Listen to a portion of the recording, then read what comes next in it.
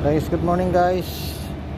For this video guys, dito tayo sa taas ngayon ng ano namin, planta. Kukunin ko to guys, oh. Ayan, pinag-grinder ko na. Wala akong tube cutter eh.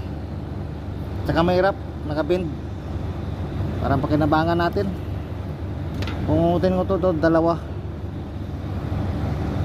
Ayan. Ito. Tsaka yun sa kabila. Ayan, ginamitan ko na ng grinder.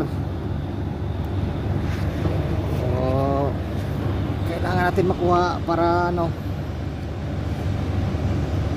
pag may nasira na kasing laki nito, mayroon doon sa taas eh, sa office namin. Pag nasira yung compressor, pwedeng palitan ito. Parehas lang sila. Thanks for watching guys.